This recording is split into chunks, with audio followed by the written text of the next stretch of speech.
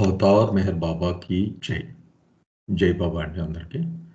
మొదటిగా ప్రార్థనతో మొదలు పెడదాం. Beloved God, help us all to love you more and more, and more and more, and still at more, till we become worthy of union with you. And help us all to hold fast to Baba's Daman till the very end. Avatar Meher Baba కి జై. జై బాబా అండి. అదే last time మనం second chapter సమ్మప్లో ఉన్నాము. లక్ష్మి గారు కొంతవరకు చెప్పారు, కంటిన్యూ చేద్దామండి సెషన్లో.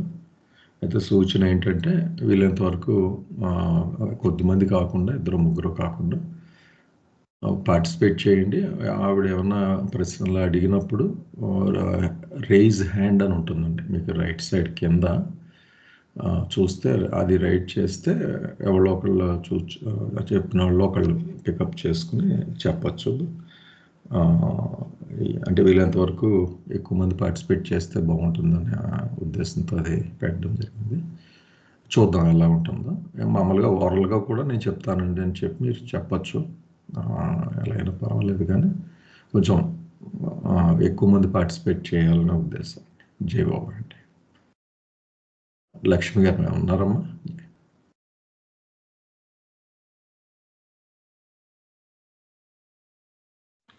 జై బాబా అండి. స్టార్ట్ చేయండి అమ్మా. అవతార్ మెహర్ బాబాకి జై. జై బాబా అండి అందరికీ. మొన్న గత వారంలో మనము initial urge second part 2 initial ఆర్జీలో కొంతవరకు మనము ప్రశ్న ఉత్తర రూపంలో కొన్ని విషయాలు తెలుసుకున్నాం. ఆ విషయాలు ఒక్కసారి సమప్ చేసి క్లుప్తంగా నేను చదువుతాను. ఆ తర్వాత మనం ఈరోజు సెషన్లోకి వెళ్దాము. మొట్టమొదట బాబా చెప్పినటువంటి విషయాలు, ఎరుకలేని ఆత్మ అంటే ఎవరు అని అనుకున్నాము. పరమాత్మ అని బాబా చెప్పారు. అలాగే ఆరంభంలో ఆత్మ యొక్క స్థితి ఏమిటి అంటే సంస్కారాలు ఉండవు, చైతన్యం ఉండదు, అలాగే శరీరాలు కూడా ఉండవు. సంస్కారాలు ఉంటేనే ఆయా శరీరాలు, ఆయా ప్రపంచాలు ఉంటాయి అని మనం తెలుసుకున్నాం. అయితే విమ్ అంటే తొలి ప్రేరణ, ఇనిషియల్ అర్జ్. ఆ వచ్చిన దశలో ఆత్మకు ఎరుక ఉంటుందా అని అడగడం జరిగింది. ఎరుక ఉండదు అని సమాధానం. అయితే మరి ఎలాంటి అనుభవాలు కలిగి ఉంటుంది ఆ ఆత్మ అంటే, ఆరంభంలో ఆత్మకు స్థూల, సూక్ష్మ, మానసిక ప్రపంచాలు కానీ, ఆ ఎరుక కానీ, స్వస్వరూపం యొక్క ఎరుక కానీ ఉండదు అని మనం తెలుసుకున్నాం. అయితే అలాంటి ఎరుక లేని ఆత్మ యొక్క విషయం ఏమిటి, మనం ఎలా అర్థం చేసుకోవచ్చు ఆ ఆత్మని అంటే, అనంతము, సంస్కారములు లేనిది, ఎరుక లేనిది, నిశ్చల స్థితిలో ఉన్నటువంటి మహాసాగరంతో బాబా పోల్చారు. అలా మనం అర్థం చేసుకోవచ్చు. అయితే తొలి ప్రేరణ ఎందుకు కలిగింది అనేది కూడా మనము తెలుసుకోవాలి. అంటే దాని ప్రయోజనం ఏమిటి అంటే, తనను తాను తెలుసుకోవాలనే ఉద్దేశం. మనకి నాగేశ్వరరావు గారు ఎప్పుడూ చెప్తూ ఉంటారు, 3 రూపాలుగా మనము మొదలు పెట్టుకుంటే, మొట్టమొదటిది ఎరుకలేని ఆత్మ, తర్వాతది కలలో అంటే ప్రయాణం చేస్తున్నటువంటి ఆత్మ, తర్వాత స్వస్వరూపం తెలుసుకున్నటువంటి ఆత్మగా నాగేశ్వరరావు గారు ఎప్పుడు చెప్తూ ఉన్నారు. అవి మనం గుర్తుపెట్టుకుంటే మనకి మరింత ఉపయోగం ఉంటుంది. అయితే ఈ తొలి ప్రేరణ అనేది అత్యంత పరిమితమై దాని ప్రభావం అనంతానికి చెందినది. తొలి ప్రేరణ అత్యంత పరిమితమైనదే కానీ అనంతానికి చెందినది అని మనం అంటే సర్వత్రా వ్యాపించింది అని తెలుసుకున్నాం. ఈ అత్యంత పరిమితమైనటువంటిదిగా బాబా చెప్పినటువంటి తొలి ప్రేరణ అనంతమైనటువంటి ఆ పరమాత్మకు చెందినది అని కూడా తెలుసుకున్నాం. అయితే ఈ అత్యంత పరిమితమైనటువంటి తొలి ప్రేరణ, ఇనిషియల్ అర్జీ ఎలా బహిర్గతమైనది అంటే ఓం బిందువు ద్వారా ఓం బిందువునే సృష్టి బిందువు అని కూడా అంటారు. అది అత్యంత పరిమితమైనది.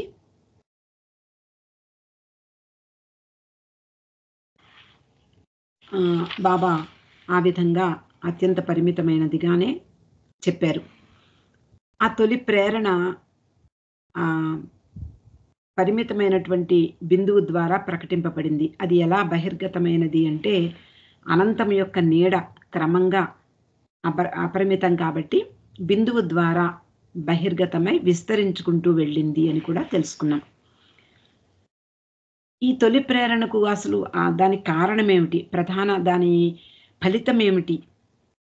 అంటే అప్పటిదాకా ఒక్కటిగా ఉన్నటువంటి ఆ పరమాత్మ అనేది అందులో తొలి అత్యంత పరిమితమైనటువంటి సంస్కారం వెలువడింది. అలాగే తొలి అనుభవం కూడా కలిగింది. దాని కారణంగా ఆత్మలో కలిగినటువంటి మార్పు ఏమై ఉంటుంది అంటే, బాబా చెప్పిన విషయం ఏంటంటే, అనంతత్వము, అపరిమితము అంటే సంస్కారము లేని, ఎరుక లేని స్థితిలో ఒక్కసారిగా ఈ విస్ఫోటనం జరిగి దానికదే వేరు భావాన్ని పొందింది, అనుభవించింది.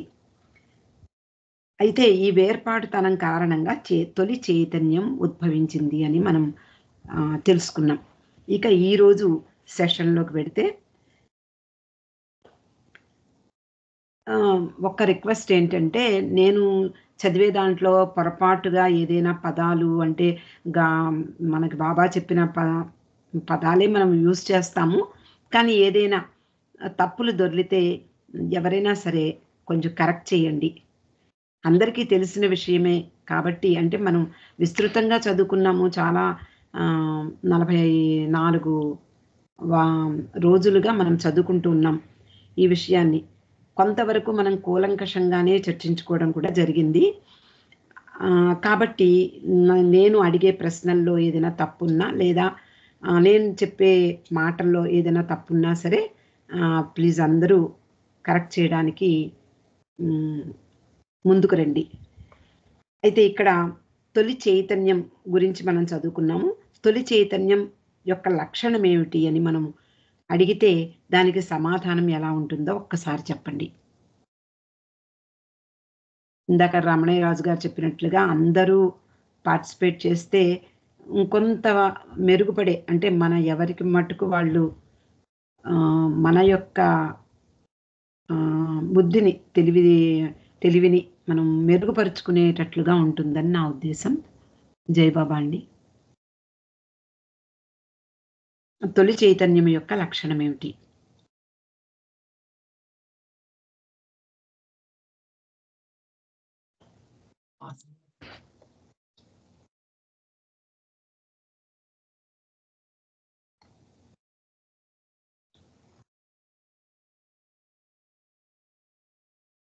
జై బాబా అండి. ఒక్కళ్ళే రైజ్ చేశారు హ్యాండ్.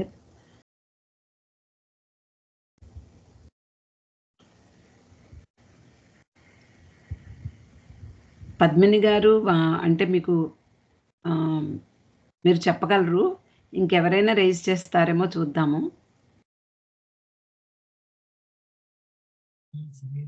జై బాబా అండి.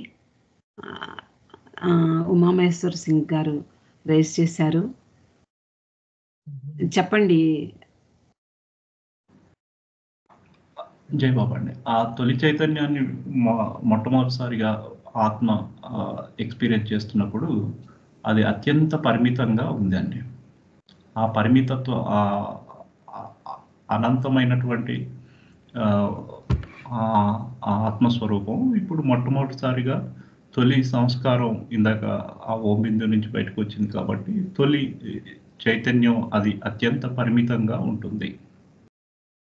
జై బాబా. జై బాబా అండి. అత్యంత స్థూలంగా కూడా ఉంటది. జై బాబా. దాన్ని ఇంకొంచెం ఎవరైనా ఎక్స్టెండ్ చేస్తారా ఈ సమాధానాన్ని? ఇది ఇక్కడ బాబా చెప్పింది ఏమిటి అంటే, ఆదిమూల అనంత స్థితికి పూర్తిగా విరుద్ధమైనటువంటి అనుభవానికి అనుగుణంగా ఉంటుంది కాబట్టి అది అత్యంత పరిమితమైనది. జై బాబా అండి. థ్యాంక్ యూ సో మచ్ ఇద్దరికి. అయితే ఈ పరిస్థితిలో ఆత్మస్థితిని అంటే ఆత్మ యొక్క పరిస్థితిని మనం ఎలా అర్థం చేసుకోవచ్చు?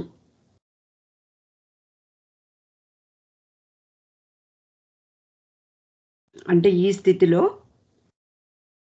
ఈ ఆరంభ స్థితిలో ఆత్మ యొక్క పరిస్థితిని ఎలా మనం అర్థం చేసుకోవచ్చు?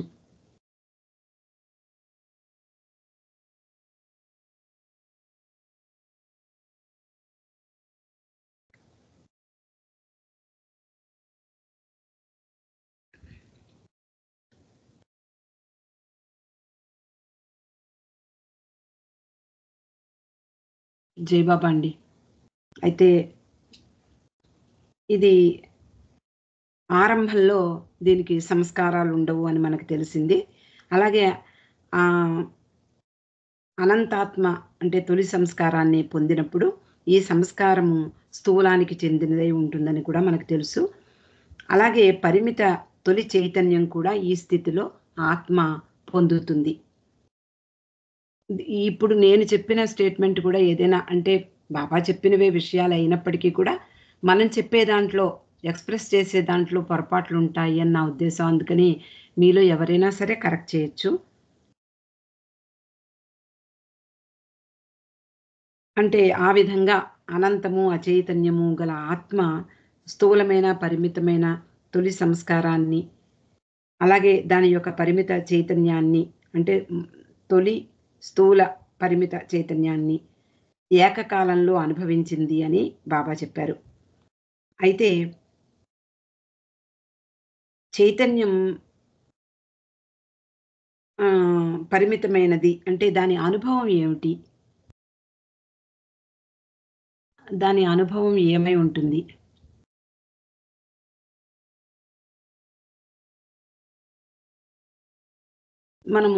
మనం అన్న దాంట్లోనే సమాధానం కూడా ఉంది. అంటే నేను క్వెషన్ అర్థం కావటం లేదేమో నేను అనుకుంటున్నాను. అంటే చైతన్యము పరిమితమైనది అని అనుకున్నాము. దాని అనుభవం ఏమిటి అంటే సంస్కారం కారణంగా పొందబడినటువంటి చైతన్యము అనంత శాశ్వత స్థితికి చెందినది కాదు. కాబట్టి ఇది భిన్నమైనది అని కూడా బాబా చెప్పారు. అంటే అనంత శాశ్వత స్థితికి కంటే భిన్నమైనది. అంటే అందుకని అత్యంత పరిమిత స్థూల సంస్కారానికి చెందినది కాబట్టి ఆ చైతన్యం కూడా అత్యంత పరిమిత స్థూల చైతన్యమే అవుతుంది అని బాబా స్పష్టంగా చెప్పడం జరిగింది.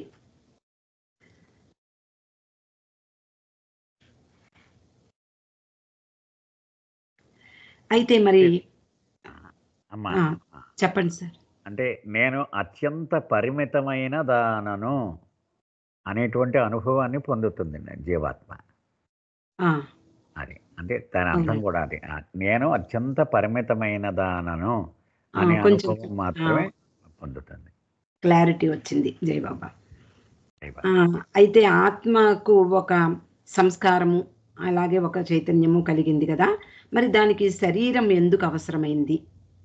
ఇది మనకందరికీ తెలిసిన సంగతే. ఒక్కసారి చెప్పండి.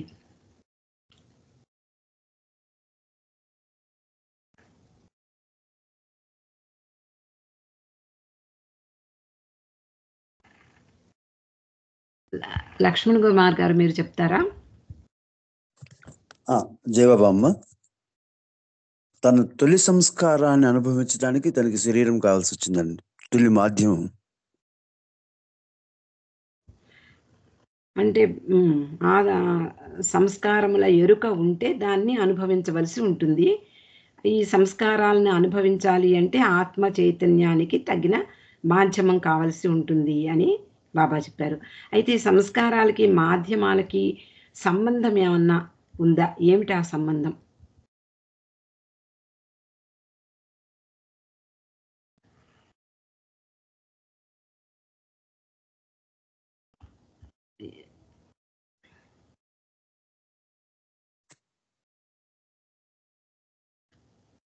ఇంకా ఎవరు రేజ్ చేశారండి?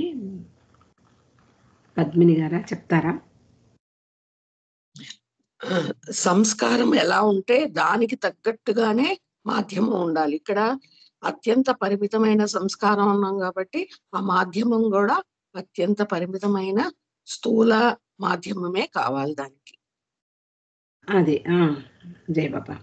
అంటే ఎలాంటి సంస్కారాలు ఎలాంటివో ఉపాధి కూడా అలాగే ఉండాలి అని బాబా చెప్పడం జరిగింది. అంటే దానికి తగినట్లుగానే చెప్పండి. అంతే నేను చెప్పాలనుకుంటే అదే. జై బాబా అండి.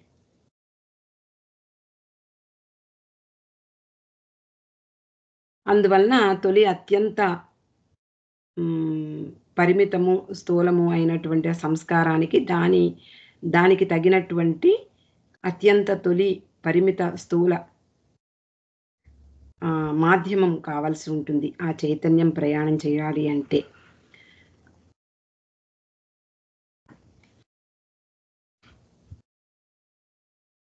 అయితే తొలి స్థూల రూపంతో జతకట్టినటువంటి ఆత్మ యొక్క అనుభవం చెప్తారా? తొలి స్థూల రూపంతో జతకట్టినటువంటి ఆత్మ యొక్క చైతన్యం యొక్క అనుభవం. బాబా ఎప్పుడు దీన్నే స్ట్రెస్ చేస్తూ వచ్చారు. ఎందుకు అంటే మనం ఎక్కడ మర్చిపోతాము అని. అసలైనటువంటి దాని నిజస్వరూపము ఏదైతే ఉందో దాన్ని మరిచిపోయి ఈ స్థూల రూపంతో తాదాత్మ్యం చెంది నిజంగా ఆ రూపమే తాను అనుకునేటటువంటి అనుభవాన్ని పొందుతుంది. దీనికి ఏమన్నా ఎక్స్టెన్షన్ ఏమన్నా ఉందా అండి?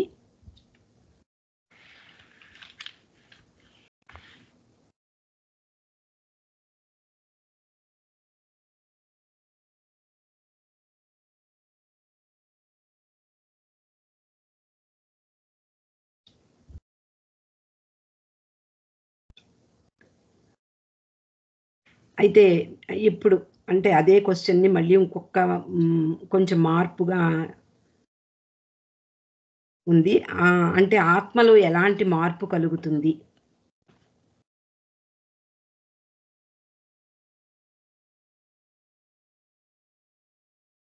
ఇందాక మనం చెప్పుకున్నదే దీనికి ఆన్సర్ కూడా. అంటే ఎరుకలేని ఆత్మ పొందినటువంటి చైతన్యం తాను పరమాత్మననే స్వస్వరూపాన్ని అనుభవించడానికి బదులుగా తాను పొందినటువంటి స్థూల రూపమే తాను అనేటటువంటి మిథ్యానుభవానికి లోనవుతుంది. అంటే తన ప్రయాణానికి ఉపయోగపడేటువంటి వాహకాన్ని తానే అనే భ్రమలో వెళ్ళిపోతుందన్న ఆత్మ. ఆ వాహనం ఆ వాహనమే తాను అనుకునేటువంటి భ్రమలోకి వెళ్ళిపోతుంది కదండి. అంటే రూపంతో తాదాత్మ్యం చెందింది కాబట్టి నేను అదే మిథ్యానుభవము. అదే మిథ్యానుభవం. యాక్చువల్గా మనం కారు ప్రయాణం చేయడానికి వాడతాం, కానీ కారే నేను. కారుకి యాక్సిడెంట్ అయితే నాకు యాక్సిడెంటే అయింది, కారుకి దెబ్బ తగిలితే నాకు దెబ్బ తగిలింది. అది నిజానికి వాహనము. ఓకే. అయితే ఆత్మ ప్రయాణం ఏ విధంగా ప్రారంభమైందో చెప్పండి.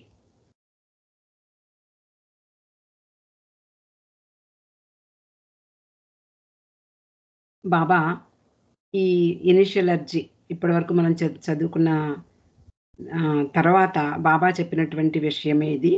మరి ఆత్మ ఏ విధంగా ప్రయాణం ప్రారంభించింది?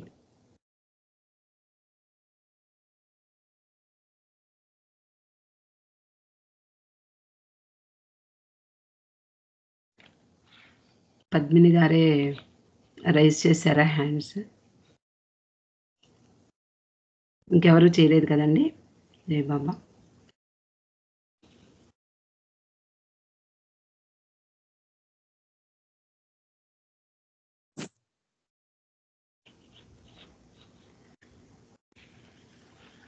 అయితే ఆత్మ ప్రయాణం ఏ విధంగా ప్రారంభమైందో పద్మిని గారి ద్వారా విందాం.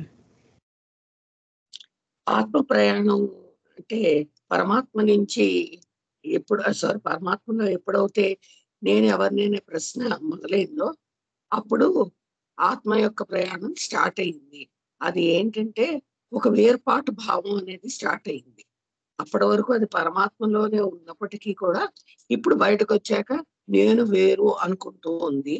అది ఫస్ట్ బాబా చెప్పినట్టు గేషియస్ ఫామ్ లో స్టార్ట్ అయింది, కానీ మనకి అది అంత సులభతరంగా అర్థం కాదు కాబట్టి బాబా రాతి రూపాన్ని నుంచి స్టార్ట్ అయిందని చెప్పారు. అంటే అంటే క్లుప్తంగా మొత్తం మనకి చెప్పినటువంటి వివరణ అంతా కూడా క్లుప్తంగా చెప్పడానికి ట్రై చేస్తారా? ఓకే అండి. ఆత్మ ఎప్పుడైతే పరమాత్మ నుంచి విడబడిందో అది ఒక బుడగ రూపంలో స్టార్ట్ అయింది అజ్ఞానంతోను. అప్పుడే ఒక సంస్కారం స్టార్ట్ అయింది. దాన్ని అనుభవించడంతో తొలి చైతన్యం కూడా స్టార్ట్ అయింది అని చెప్పుకున్నాము. అది ఫస్ట్ గేషియస్ ఫామ్ అయింది. దాని తర్వాత అక్కడ కొన్ని యుగాలు కొన్ని గడిచిపోయాక అది రాతి రూపంగా అవ్వడం, దాని తర్వాత మెటల్ ఫామ్ లోకి మెటల్ కింగ్డమ్. అదేనా మీ ఉద్దేశం చెప్పమని? అంటే క్లుప్తంగా చెప్పాలి అంటే ఇంకా ఆత్మ అంటే అనేక స్థూల రూపాలతో తాదాత్మ్యం చెందుతూ మిథ్యానుభవాలు పొందుతూ క్రమక్రమంగా మరింత చైతన్యాన్ని పొందుతూ అలాగే విభిన్నమైనటువంటి సంస్కారాలను పోగు చేసుకుంటూ పోతుంది అని బాబా చెప్పడం జరిగింది. యాక్చువల్ రిజల్ట్ ఏంటంటే చైతన్యం పెంచుకుంటూ వెళ్ళడానికి అనేక రూపాలను ఎత్తుతూ 7 కింగ్డమ్స్ 7 రాజ్యాలు దాటుతూ మానవ రూపం ఎప్పుడైతే ఎత్తిందో అప్పుడు దానికి 100% చైతన్యం వచ్చింది. అంటే నేను భగవంతుడిని తెలుసుకోవడానికి, అంటే నేనే పరమాత్మని తెలుసుకోవడానికి కావాల్సినంత చైతన్యం తొలి మానవ రూపం ఎత్తగానే వచ్చింది. అదా మీరు ఎక్స్పెక్ట్ చేస్తున్న ఆన్సర్? జై బాబా అండి. అయితే ఈ పరిణామ ప్రక్రియను అర్థం చేసుకునేందుకు తొలి పరిమితమైనటువంటి స్థూల రూపం బాబా మీరు చెప్పినట్లుగా రాయికి ముందున్న రూపాలని వదిలిపెడితే మన అవగాహనకు రాయిగా మొట్టమొదటి తొలి స్థూల రూపం రాయిగా భావిస్తే ఆత్మ తనను తాను రాయిగా గుర్తించడంతో దాని ప్రయాణం ప్రారంభమైంది అని బాబా చెప్పారు. అయితే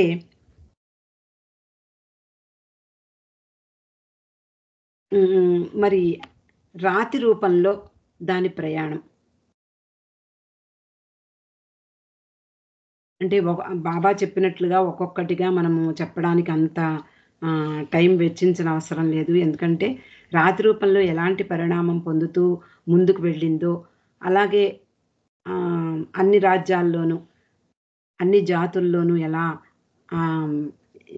తాదాత్మ్యం పొందుతూ మళ్ళీ విడిపడుతూ ఎలా ప్రయాణం చేసిందో మనం అందరం చదువుకున్నదే. కానీ ఇక్కడ ఆత్మ ప్రయాణం అంటే ఆత్మ చైతన్యం యొక్క ప్రయాణం రాతి రూపంలో ఎలా కొనసాగింది?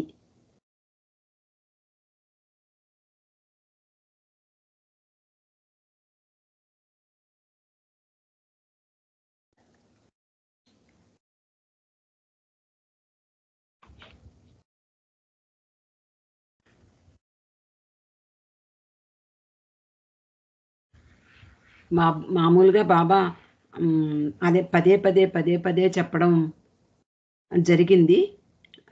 మనకందరికీ తెలిసిన విషయాలే. అంటే తెలిసిన విషయాలని మీరు పద్మిని గారి ద్వారానే విందామని అనుకుంటున్నట్టున్నారు. చెప్పండి పద్మిని గారు. అంటే రాతి రూపంలో కూడా చాలా జాతులు ఉన్నాయి. అది ఒక రాతి రూపాన్ని ధరించిన తర్వాత అక్కడ అనుభవాలు పొందుతూ కొత్త సంస్కారాల్ని పోగు చేసుకుంటూ మళ్ళీ ఆ రూపాన్ని విడిచిపెట్టి ఇంకొక రాతి రూపాన్ని తీసుకుంటూ మరి ముందు రాతి రూపంలో పోగేసుకున్న సంస్కారాలను అనుభవించడానికి మళ్ళీ ఇంకో కొత్త రాతి రూపాన్ని తీసుకుంటూ అలా రాతి రూపాలు ఒకదాని తర్వాత డిఫరెంట్ రాతి రూపాలను తీసుకోవడం వల్ల విభిన్న రకాలైన సంస్కారాలు వైవిధ్యమైన సంస్కారాలను పోగేసుకుంటూ వైవిధ్యమైన అనుభవాల్ని పోగేసుకుంటూ అది అలా రాతి రాజ్యాన్ని అంతటినీ కవర్ చేసుకుంటూ అది ఎప్పుడైతే అయిపోతుందో అప్పుడు నెక్స్ట్ ఇంకొక రాజ్యంలోకి ప్రవేశిస్తుంది. అంటే దీంట్లో ఇంకా కొన్ని వివరాలు బాబా చెప్పినవి ఉన్నాయి. అదే మనం చదువుకున్న విషయాలే. ఒక్కసారి నేను క్లుప్తంగా చెప్పే ప్రయత్నం చేస్తాను. అంటే అనేక కాలచక్రాలు గడవాలన్నారు. ఈ తొలి జాతి రాయి రూపంతో అనేక భిన్న అనుభవాలు పొందుతుంది. దాంతో పాటే చైతన్యం మరింత వికసిస్తుంది. ఒక పరిమిత స్థితికి చేరుకున్న తర్వాత ఆ మొదటి జాతి రాయి రూపాన్ని విడిచిపెడుతుంది అని చెప్పారు. అప్పుడు మధ్యలో అంటే మరొక రాతిలోకి ప్రవేశించే ముందు అది కొంత కాలం ఖాళీగా ఉంటుంది అని కూడా బాబా చెప్పడం జరిగింది. ఈ ఆత్మ వదిలివేసినటువంటి ఆ తొలి రాతి రూపంలో పోగు చేసుకున్న సంస్కారాలను ఖర్చు పెట్టవలసిన అవసరం ఉన్నప్పటికీ ఆ ఆత్మ కొంతకాలం ఏ మాధ్యమాన్ని పట్టుకోకుండా అలాగే ఉండిపోతుంది. అప్పుడు ఇక్కడ మనం బాబా స్ట్రెస్ చేసి చెప్పారు, ప్రతి విషయంలోనూ అంటే ప్రతి రాజ్యంలోనూ ఇదే రిపీట్ అయినట్లుగా బాబా చెప్పడం జరిగింది. దానికి అత్యంత పరిమిత సంస్కారాల ఎరుక ఉంటుంది. దాని చైతన్యం ఆ సంస్కారాల్లో కేంద్రీకృతమై ఉంటుంది కనుక ఆ ఆత్మ ఆ సంస్కారాలను అనుభవించవలసి ఉంటుంది. కాబట్టి మరొక రాతితో అది జతకూడి అందులో విభిన్నమైనటువంటి తాను అంతకుముందు వదిలివేయబడినటువంటి రాతిలో పోగు వేసుకున్నటువంటి ఆ సంస్కారాలను అనుభవించడానికి మరొక రాతి రూపంలో ఆ రూపంతో తనను తాను గుర్తించుకుంటూ ఆ తొలి జాతి రాతి రూపాన్ని ఏదైతే వదిలిపెట్టిందో అందులో ఉండేటటువంటి సంస్కారాలను అనుభవిస్తుంది. అలా ఒక రాతి రూపం తర్వాత మరొక రాతి రూపంతో తాదాత్మ్యం చెందుతూ ఆ రూపాన్ని వదిలివేస్తూ మరిన్ని సంస్కారాల్ని పోగు చేసుకుంటూ చివరకు చివరి జాతి రూపాన్ని కూడా వదిలివేసే స్థాయికి చేరుతుంది. అప్పుడు చైతన్యం మరింత మెరుగుపడుతుంది దానికి. అయితే నెక్స్ట్ రూపం లోహ రూపం అని మనకి తెలుసు. మరి ఈ లోహ రూపంలో ఆత్మ ప్రయాణం గురించి పద్మిని గారు కాకుండా ఎవరైనా చెప్తారా?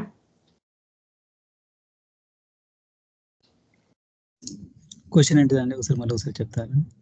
లోహ రూపంలో ఆత్మ ప్రయాణం, ఆత్మ యొక్క చైతన్యం ప్రయాణం.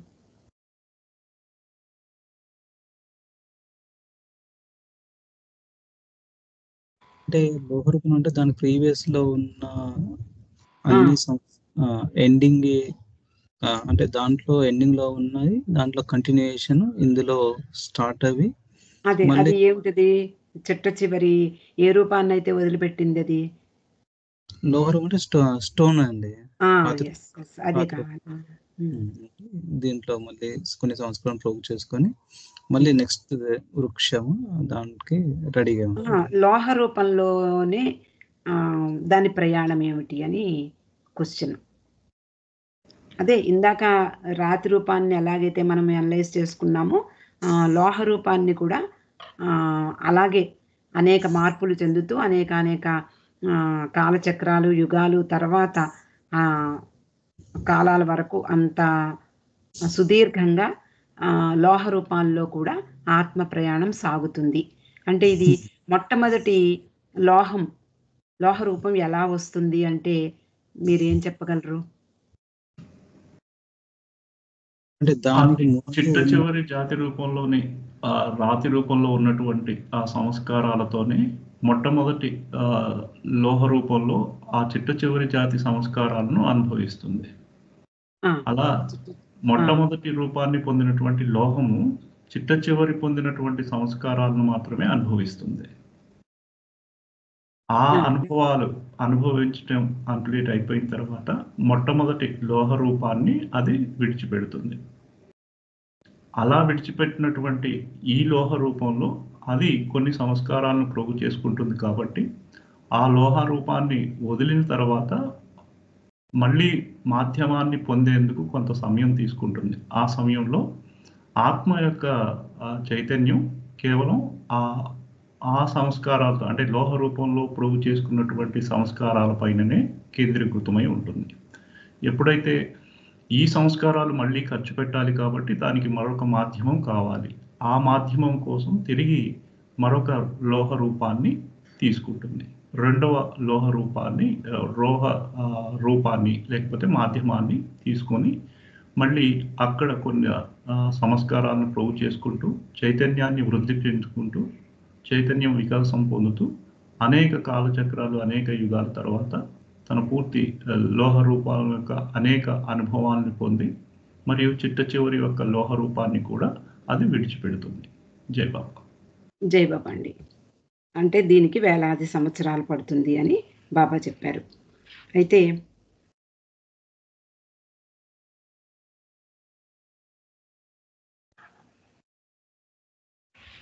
ఈ చిట్ట చివరి లోహ రూపం విడిచిపెట్టింది అని మనం తెలుసుకున్నాము. తర్వాతి రూపమైనటువంటి వృక్ష రూపంలోకి ఎలా అడుగు పెడుతుంది అంటే వృక్ష రూపంలో దాని ప్రయాణం.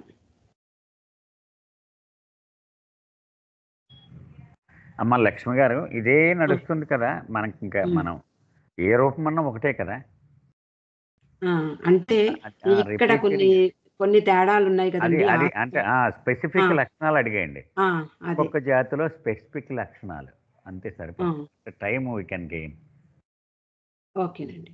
తర్వాత ఇంకొకటి కూడా ఏంటంటే ఆ రూపము గత రూపము విడిచిపెట్టిన సంస్కారముల యొక్క ఘనీభవించిన మోసయే. అది కూడా ఆ రూపం ఎలా ఏర్పడింది అంటే ఎక్కడి నుంచి వచ్చిందంటే అది అక్కడి నుంచే వచ్చింది. అది కూడా మనం ఒకసారి గుర్తుపెట్టుకుంటే సరిపోతుంది. అయితే మనకి ఇప్పుడు రాతి రూపాలు లోహ రూపాల్లో ఆత్మ ప్రయాణం గురించి మనం తెలుసుకున్నాం కదా. మరి ఈ రాతి రూపాలకి లోహ రూపాలకి తేడా ఏమిటి, పోలిక ఏమిటి అంటే వాటి లక్షణాలు చెప్తే సరిపోతుంది.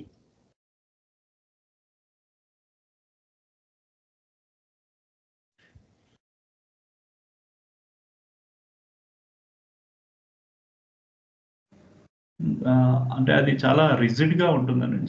జడ పదార్థం ఘన పదార్థంగా కాబట్టి అది ఒకే స్థానాన్ని ఆశ్రయించి ఘన పదార్థంగా చాలా రిజిడ్గా జడంగా ఉంటుంది. ఈ రెండిట్లో కూడా ఉంది. కానీ లోహానికి వచ్చేసరికి ఆ జడత్వంలో కొంత మార్పు జరిగి అది ఆ లోహం సాగేటువంటి గుణాన్ని కూడా కలిగి ఉంటుంది.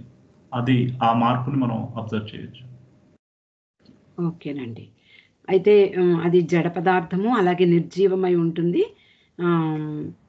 ఈ ఘన స్థితిలో భూమికి సమాంతరంగా బల్లపరుపుగా అంటే పడి ఉంటుంది భూమి మీద. అయితే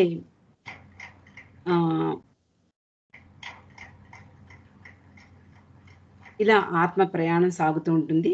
అయితే వృక్ష రూపంలో మనకి ఇందాక నాగేశ్వరరావు గారు మనకి గుర్తు చేశారు.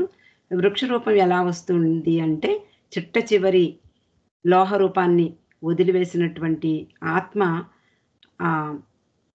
దానికి ఏదైతే సంస్కారాలు ఉన్నాయో ఆ సంస్కారాల మూసయే ఈ తర్వాతి వృక్ష రూపంగా మనకి కనపడుతుంది.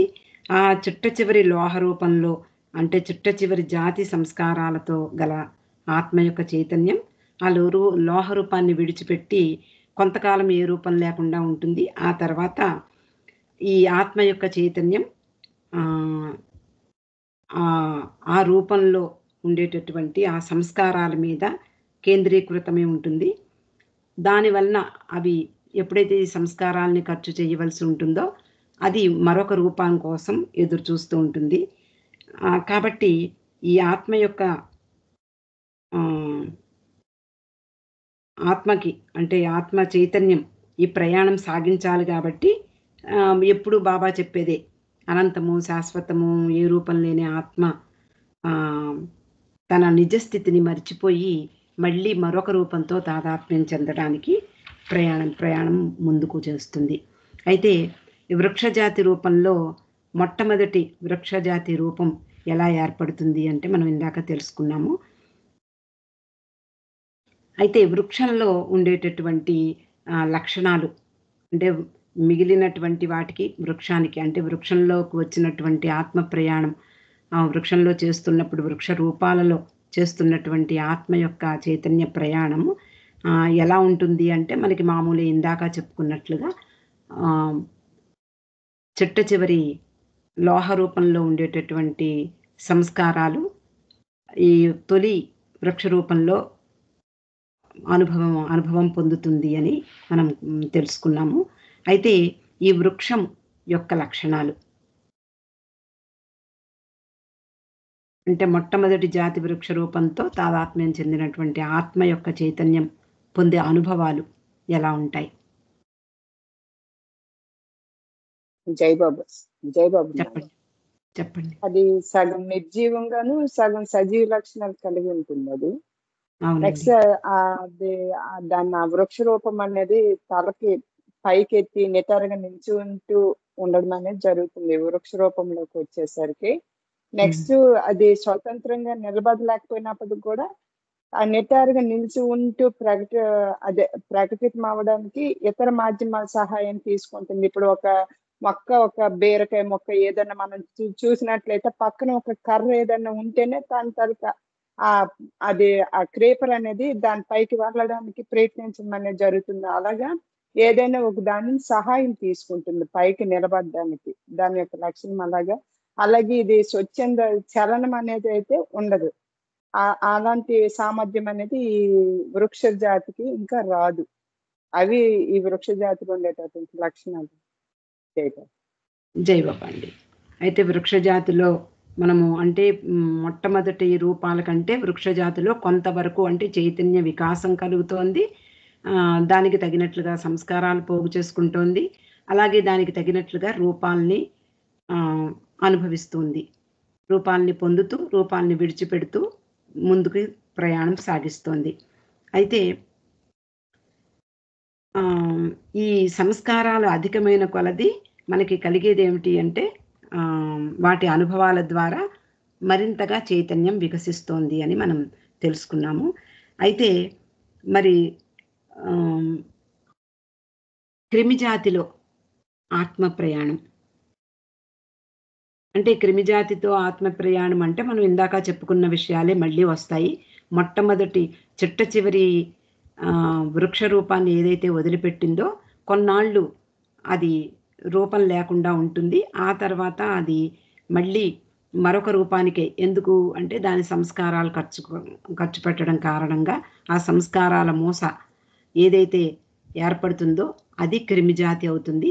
ఆ క్రిమిజాతి రూపాలలో ఆత్మ ప్రయాణం సాగిస్తుంది. అయితే ఇక్కడ దాని యొక్క లక్షణాలు అంటే మనకి ఇంతవరకు మనం చదువుకున్నటువంటి జీవము నిర్జీవము అని అనుకుంటున్నాము. వృక్షంలో సగం జీవం సగం నిర్జీవం అని ఉన్నాయి, ఇవన్నీ చెప్పుకున్నాం. అయితే ఒక్కసారిగా క్రిమి రూపంలోకి వచ్చేసరికి కొంత మార్పు, మనకు కనిపించేటటువంటి మార్పు కనిపిస్తోంది. దాని గురించి వివరించండి.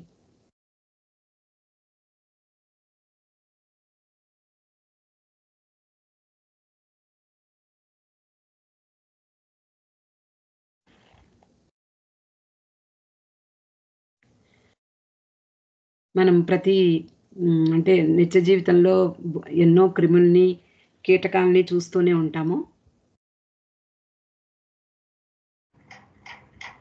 శ్రీలక్ష్మి మీరు చెప్పండి. జైబాబా అండి. చెప్పండి. జైబాబా. ఇప్పుడు వృక్ష రూపంలో పాక్షికమైన చలనాన్ని కలిగి ఉంటుంది, ఆకులు కదలటం అలాగా ఉంటుంది. కాకపోతే అది భూమికి సమాంతరం కాదు, వర్టికల్ ఇట్లా నిలువుగా ఉండటానికి ప్రయత్నం చేస్తుంది వృక్ష రూపంలో.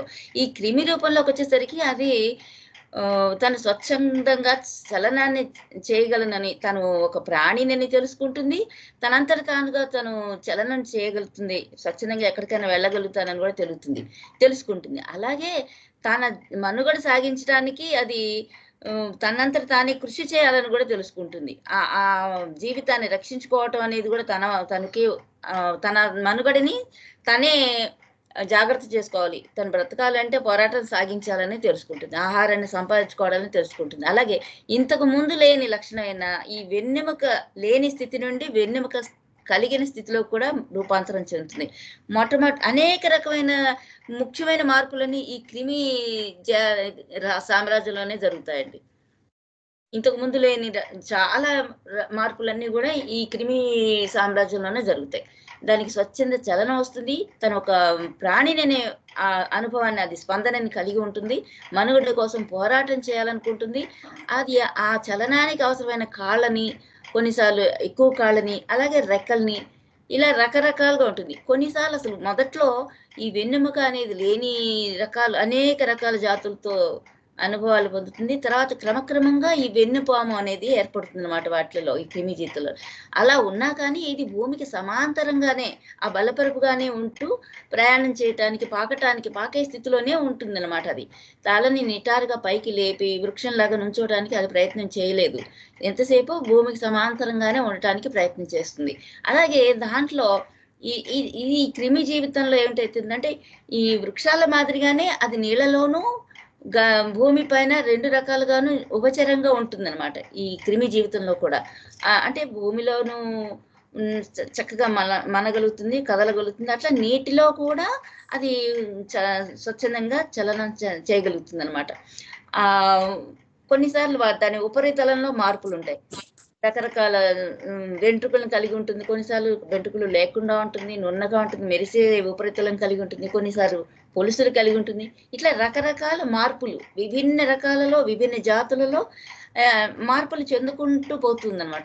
చివరికి అది పూర్తిగా వెన్నెముకని కలిగి నీటిలోనూ భూమిలోనూ చలనం చేయగల స్థితిలో ఉండి తన మనుగడ కోసం తాను ప్రాకులాడటం, తన మనుగడని, ఉనికిని స్థిరపరచుకోవడానికి, తనను తాను రక్షించుకోవటానికి ఈ స్పందనలన్నీ కలిగే స్థితిలో చైతన్యం చాలా వరకు అభివృద్ధి చెందుతుంది. ముఖ్యమైన మార్పులన్నీ కూడా ఈ చైతన్యం చెందిన మార్పులు, ఇవన్నీ కూడా ఈ క్రిమి దాంట్లోనే మొదలవుతాయండి, ఈ ప్రాకే జీవితంలోనే. అయితే అది నిలవుగా మాత్రం ఉండదు, నిలవుడుగా ఉండటానికి తగినంత చైతన్యం రాదు. కానీ నేల మీద పాకుతూ ఉండే స్థితిలోనే ఇన్ని రకాల మార్పులు కూడా ఈ క్రిమి సామ్రాజ్యంలోనే చోటు చేసుకుంటాయి. జై బాబా అండి. జై బాబా అండి. మరొక విషయం యాడ్ చేయాలి, ఇంద్రియ జ్ఞానం కూడా కలిగి ఉంటుంది. తనను తాను మరి సంరక్షించుకోవటం అంటే ఇంద్రియ జ్ఞానం, ఆ స్పందనని తెలుసుకుంటుంది కదా మనుగడ సాగించడం కోసం. జై బాబా అండి, చాలా వివరంగా చెప్పారు, థ్యాంక్ యూ. అయితే నెక్స్ట్ అంటే చివరి క్రిమి రూపాన్ని వదిలేసినటువంటి ఆత్మ మరొక మాధ్యమాన్ని తీసుకుంటుంది, అది చేప. ఈ చేప జాతి రూపాల్లో ఆత్మ ప్రయాణం అంటే ముఖ్యమైనటువంటి విషయాలు. ఒక దేహాన్ని వదిలిపెట్టి మరొక దేహాన్ని దాలుస్తూ వెడుతూనే ఉంటుంది. ఈ విషయాన్ని మీరు లక్ష్మణ్ కుమార్ గారు చెప్తారా? ఇంకెవరైనా? జై బాబా. జై బాబా. అంటే ఇప్పుడు ఇదంతా కూడా స్థూల ప్రపంచాన్ని అనుభవిస్తోందండి ఆత్మ. యథార్థానికి పరమాత్మలో ఉన్నప్పటికీ కూడా తాను వేరు, నేను వేరు అని అనుకుంటూ ఈ స్థూల ప్రపంచాన్ని అనుభవిస్తోందండి. ఇది దీనికి ఒక్కొక్కసారి రెక్కలు కూడా ఉంటాయి. తర్వాత ఇది వెన్నుముక ప్రాణి అనుకుంటుంది, నీళ్ళల్లో ఉంటుంది, కానీ తల పైకెత్తి అది నిటారుగా నిలబడలేదండి దీని యొక్క లక్షణం. అదే ఈ తర్వాత రూపమైనటువంటి చేప జాతి రూపాలతో ఈ ఆత్మ తాదాత్మ్యం చెంది తాను ఒక జలచరాన్ని అనుకుంటుంది, ప్రాణం కలిగి ఉంటుంది, అలాగే ఇంద్రియ జ్ఞానం కలిగి ఉంటుంది, స్వచ్ఛంద గమనం కూడా కలిగి ఉంటుంది, వెన్నెముక గల ప్రాణి. ఇలాంటి అనుభవాలు పొందుతుంది ఆత్మ చేప జాతి రూపాలలో. అయితే పక్షి రూపాలలో మిగిలిన పక్షి రూపాల్లో ప్రయాణం చేస్తున్నటువంటి ఆత్మ యొక్క లక్షణాలు ఎవరు చెప్తారు? శ్రీలక్ష్మి గారు చెప్తారా? జై బాబా అండి. పక్షి రూపం గురించి చెప్పమన్నారా? అది పక్షి రూపంలో అంటే అది నీటిలోనూ మనగలుగుతుంది, భూమి మీద మనగలుగుతుంది, అలాగే గాలిలో కూడా అది దాని జీవితాన్ని ప్రయాణం చేయగలుగుతుంది అనమాట. అలాగే దానికి సునిశ్చితమైన కళ్ళ దృష్టి ఎక్కువగా ఉంటుంది, నేత్ర యొక్క సూక్ష్మమైన చాలా సున్నితమైన దృష్టి ఉంటుందండి. అలాగే రెక్కలకి విపరీతమైన చాలా చక్కటి బలం ఉంటుంది.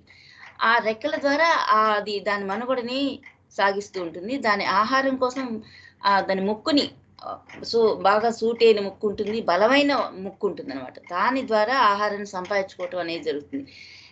ఇది తోటి ప్రాణులు అంటే తనకంటే చిన్నవి ఈ చేపలని, పురుగులని, వీటన్నిటిని కూడా ఆహారంగా స్వీకరించి తన మనుగడని, అలాగే అది ఎంత శక్తివంతంగా ఉంటుందంటే తనకంటే బరువైన ఈ గొర్రె పిల్లలు లాంటి వాటిని కూడా ఎత్తుకొని పోయి తినగలిగేంత సామర్థ్యం కలిగి ఉంటుంది కొన్ని పక్షులు, బాగా అభివృద్ధి చెందిన జాతులు, ఈగిల్స్ అలాంటి వాటిల్లో. ఇది నీళ్ళలో కూడా మునిగి ఆ లోపల ఉన్న చేపలను తీసుకురాగలుగుతుంది. అంటే నీటిలోనూ, భూమిపైనను, అలాగే ఆకాశంలో కూడా తిరగగలే సామర్థ్యాన్ని కలిగి ఉంటుంది. ఆ నేత్ర దృష్టి, ముక్కులకి ఉండే బలమైన శక్తి, కాళ్ళకి, రెక్కలకి ఉండే బాగా విపరీతమైన శక్తి సామర్థ్యాలు కలిగి ఉంటుంది. అయితే దాని మనుగడ సాగించడం కోసం అది తన అవయవాలను కూడా కొన్నిసార్లు, అంటే ఇది బహుశా ఇందులో చెప్పలేదు అనుకుంటే నేను ఎక్స్టెండ్ చేసేస్తున్నాను, ఆ అవయవాలను కూడా కొన్నిసార్లు ఆ ముక్కుని రబ్ చేసుకొని దాన్ని చేసేయడం అలా కూడా చేస్తూ ఉంటాయి. సరే అండి, ఎక్కువ మాట్లాడుతున్నట్టున్నాను. బాబా చెప్పిన విషయాలు నేను అదరుగా కూడా చెప్పినట్టున్నాను. జై బాబా అండి. జై బాబా అండి. అయితే దీనికి వెన్నెముక గల ప్రాణి ఇది కూడా అలాగే 2 కాళ్ళు తోటి నిలబడగలిగిన ప్రాణి. అంతేకాకుండా దీనికి ఈ ఈకలు ఉంటాయి, రెక్కల ఈకలతో కప్పబడినటువంటి శరీరం ఉంటుంది.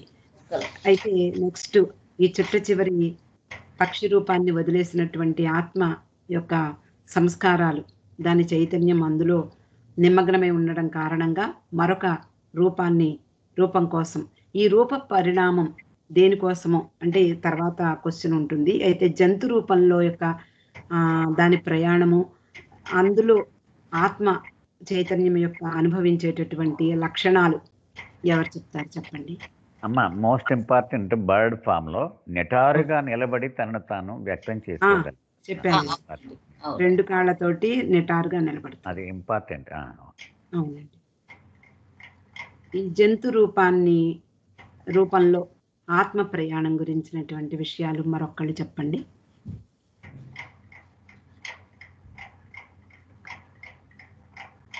శ్రీనివాస్ గారు ఇందాక రేట్ చేశారండి. శ్రీనివాసరావు గారు మీరు చెప్తారా? అంటే నాకు ఇది డౌట్ అనుకుంటున్నాను. తేడాలు చెప్పేటప్పుడు ఈ రాతికి శ్లోహానికి స్వయంగా ప్రత్యుత్పత్తి చేసే ఇది ఉండదు. పురుగు కానించి అదే క్రిమి తర్వాత రూపాలన్నిటిలో కూడా స్వయంగా తను ప్రత్యుత్పత్తి చేసి, అంటే ఇంద్రియం అన్నారు కానీ దానికి ఏమన్నా కొంచెం ఎక్స్ప్లెనేషన్ ఏమన్నా అవసరం అవుతుందా? నాకైతే డౌట్ ఉంది అది. అవి నిజంగానే రాతి లోహ రూపాల్లో పునరుత్పత్తి లేదు అని అనుకోవచ్చు కదా, అది నెక్స్ట్ వచ్చే వాటికి ఆ ఎబిలిటీ వచ్చింది అని. అవునండి. ఓకే, జై.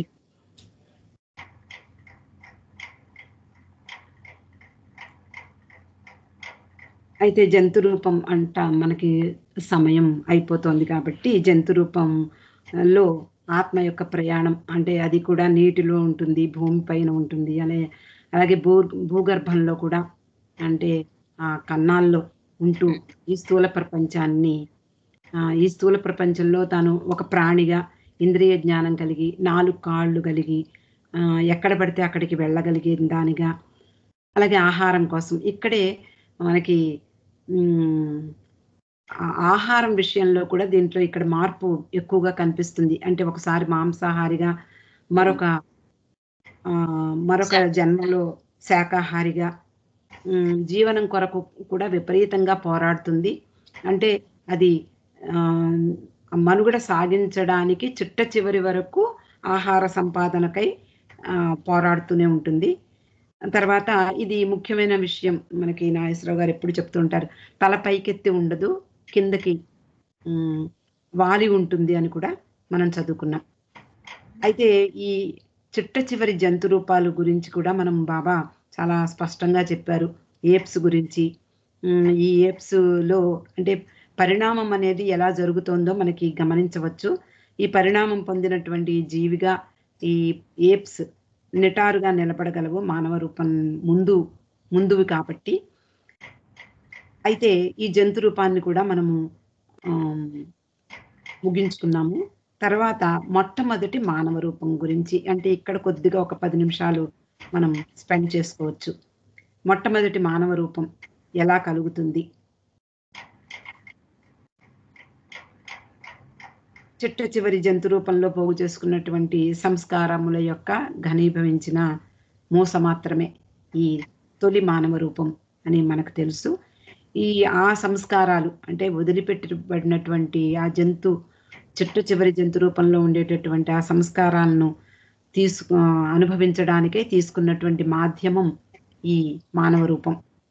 అయితే మానవ రూపంలో బాబా కొత్త వర్డ్స్ ఉపయోగించారు జనన మరణాల గురించి. శరీరాన్ని విడిచిపెట్టినప్పుడు దాన్ని డెత్గా వర్ణించారు. అలాగే మానవ రూపంతో తాదాత్మ్యం చెందినటువంటి ఆత్మ తాదాత్మ్యతను జననంగా చెప్పడం జరిగింది. అయితే తొలి మానవ రూపంలో ఆ చైతన్య స్థితి చెప్పండి. తొలి మానవ రూపంలో చైతన్య స్థితి, ఇది మనం ఈ మధ్య కాలంలో చదువుకున్నాం కాబట్టి అందరికీ బాగానే గుర్తుండి ఉంటుంది. చైతన్యం వికాసం అనేది పూర్తిగా సంపూర్ణం అవుతుంది. అవునండి, మానవ రూపం వచ్చేసి. అంటే చైతన్యం ఫుల్ అండ్ కంప్లీట్ అన్నారు. అంటే కంప్లీట్ అవుతుంది. నెక్స్ట్ ఇక్కడ నుంచి వచ్చే జన్మలన్నీ కూడా మళ్ళీ మానవ జన్మలో వస్తాయి, కానీ ఇక ఉన్నత రూపాలు ఇక పరిణామం చెందడం అనేది ఇంకా ఇక్కడకు ఆగుతుంది. ఇక్కడ నుంచి వచ్చేవన్నీ కూడా మానవ రూపమే. అవునండి, అంటే ఇక్కడ మానవ రూపం వచ్చిన తొలి మానవ రూపం ధరించినటువంటి ఆత్మ దాని యొక్క చైతన్యం ఫుల్ అండ్ కంప్లీట్ అని చెప్పారు. అంటే 100% చైతన్యం వచ్చేసింది. అంటే ఎవల్యూషన్ కూడా కంప్లీట్ అయిపోయింది అని మానవ రూపాన్ని, అంటే ఎవల్యూషన్ కంప్లీట్ అయ్యాక మానవ రూపం పొందుతుంది ఆత్మ.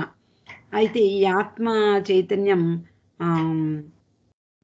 అంటే ఇక్కడ మనం మరొక విషయాన్ని మనం తెలుసుకోవాల్సిన అవసరం ఉంది. ఇదేమిటంటే ఈ ప్రయాణం అంతా ఎందుకు చేసింది? ఆత్మ మనం మొదటి నుంచి అనుకుంటున్న విషయమే. మొట్టమొదటి నుండి ఈ ఆత్మ ఇన్ని విభిన్నమైనటువంటి రూపాలు జాతులతో కలుస్తూ మమేకమవుతూ తాదాత్మ్యం పొందుతూ నేనే అనుకుంటూ మళ్ళీ తిరిగి వాటిని వదిలిపెడుతూ అలా ప్రయాణం సాగించింది. ఇదంతా దేనికోసం చేసింది? చైతన్యం మెరుగుపరచుకోవడానికి, చైతన్యాన్ని వృద్ధిపరచడం కొరకే చేసింది. అంటే ఈ సంస్కారాలు అధికమైన కొలది వాటి అనుభవాల ద్వారా మరింతగా చైతన్యం వికసిస్తుంది. ఈ చైతన్య వికాసం కొరకే ఇన్ని రూపాలు అవసరమయ్యాయి అని మనం గత వారాల్లో చదువుకున్నాం. అయితే మరి రూప పరిణామం కూడా పూర్తయింది అని మనం చెప్పుకున్నాం. తొలి మానవ రూపం రావడంతో ఇంకా రూపాలు లేవు, ఏకైక ఈ మానవ రూపమే మళ్ళీ మళ్ళీ పుడుతూ, అంటే జనన మరణ ప్రక్రియ అనేది తర్వాత సాగుతుంది. అయితే ఈ రూప పరిణామం ఎలా సాగిందో ఒక్కసారి ఎవరైనా క్లుప్తంగా చెప్పండి. లక్ష్మణ్ కుమార్ గారు చెప్తారా? జై బాబా. జై బాబా అమ్మ. జై బాబా చెప్పండి. అంటే రూప పరిణామం అనేది ముందు మనకి వాయు రూపం, తర్వాత రాతి, మనకి సామాన్య మానవుడికి అర్థమయ్యేట్లుగా రాతి రూపం నుంచి రాతి, లోహం, వృక్షం, క్రిమి, జలచరం అంటే చేప, పక్షి రూపం, జంతు రూపం అయిన తర్వాత మానవ రూపం వచ్చింది. ఇలా అభివృద్ధి చెందుతూ ఇదంతా కూడా తాను పరమాత్మని ఎరుకను పొందడానికి ఈ ప్రయాణం మొదలుపెట్టిందమ్మా. జై బాబా అండి. అంటే ఇక్కడ ఈ రూప పరిణామం ఎలా సాగిందో నేను చెప్తాను. ఏదైనా ఉంటే నాగేశ్వరరావు గారు కవర్ చేస్తారు, ఎవరైనా కూడా కవర్ చేయొచ్చు. ఈ మొట్టమొదటి అట్టడుగు రూపజాతితో ప్రారంభమైంది ఆత్మ ప్రయాణము. అలాగే రాయి, లోహము, వృక్షము, క్రమక్రమంగా అంటే రాయిలో సంస్కారాలను ప్రోగు చేసుకుంటూ మరింత మెరుగైనటువంటి రూపాలతో తాదాత్మ్యం చెందుతూ వాటిని అనుభవించడానికి మరికొన్ని రూపాలను వదిలివేస్తూ, అలాగే లోహము, వృక్షము ఇలా కొంచెం కొంచెం మెరుగైన రూపాలను పొందుతూ వాటిని విడిచిపెడుతూ అలా రాయి, లోహము, వృక్షము, తర్వాత క్రిమి, చేప, పక్షి, ఆ తర్వాత జంతు ఈ రూపాలతో తాదాత్మ్యం చెందుతూ సంస్కారాలను పోగు చేసుకుంటూ వాటికి తగినటువంటి మెరుగైనటువంటి తర్వాతి జాతి రూపాలను పొందుతూ చైతన్యం కూడా వికసింపజేసుకుంటూ ఇవన్నీ ఆల్టర్నేటివ్గా జరిగిపోతూ ఉంటాయి. అలా ఆత్మ చైతన్యానికి అనుగుణంగా రూపాలు వాటితో పాటు సంస్కారము అభివృద్ధి చెందుతాయి. అయితే చైతన్యం వికసించినప్పటికీ కూడా తాను పరమాత్మ అనేటటువంటి జ్ఞానం పొందదు. దీనికి కారణం ఎవరైనా చెప్తారా?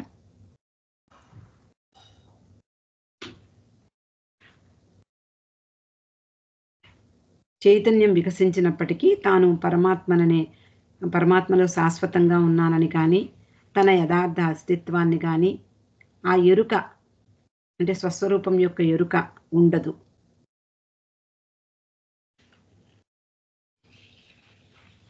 తొలి మానవ రూపంలో మనం చెప్పుకున్నాము, ప్రాసెస్ కంప్లీట్ అయిపోయింది. చైతన్యం కూడా 100% కంప్లీట్ అయిపోయింది, పరిపూర్ణమైంది. మరి అయితే ఎందుకు తన స్వస్వరూపాన్ని గ్రహించలేడు మానవుడు? అది రాతి రూపం నుంచి పోగు చేసుకున్నటువంటి సంస్కారాలన్నిటిని అది క్యారీ చేసుకొని వచ్చింది కదా మేడం గారు.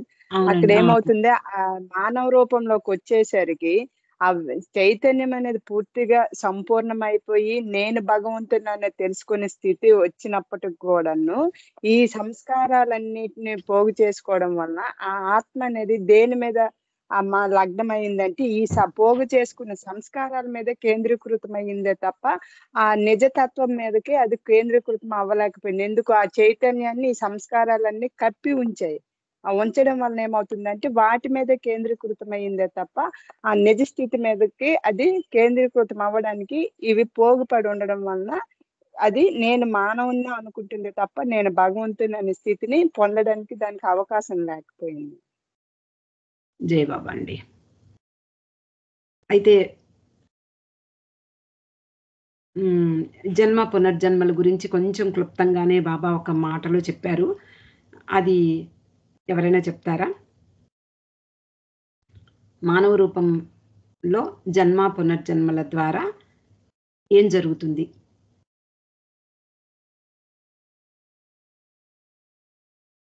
కంక్లూషన్ కలిపి చెప్పేస్తాను. కంక్లూషన్ అండి. లక్ష్మి గారు జై బాబా.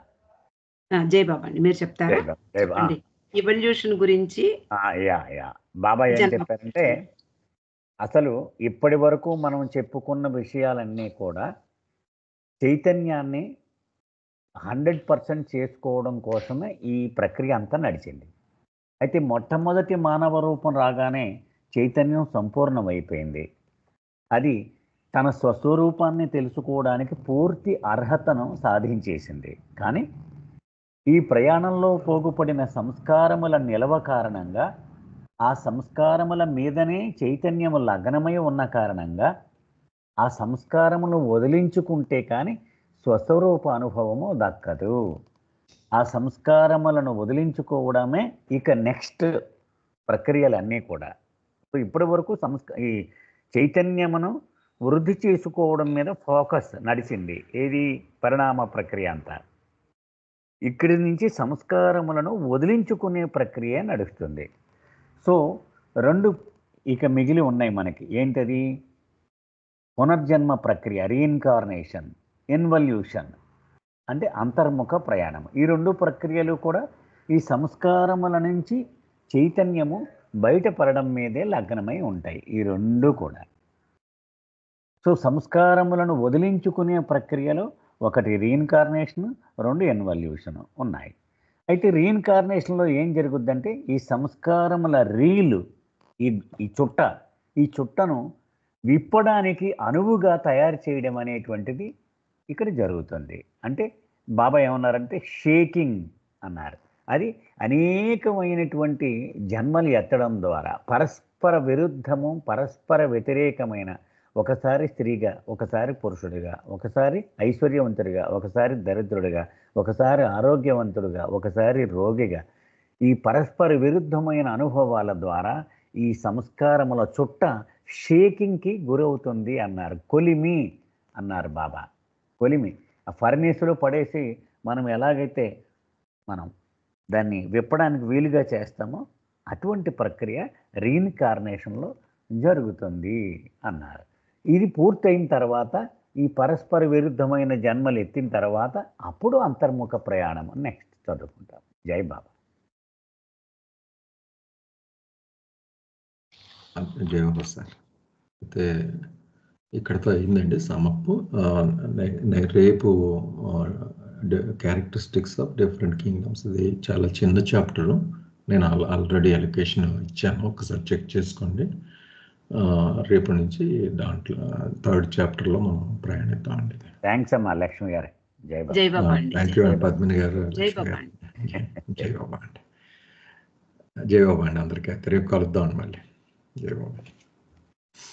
జై బాబా. జై బాబా అండి.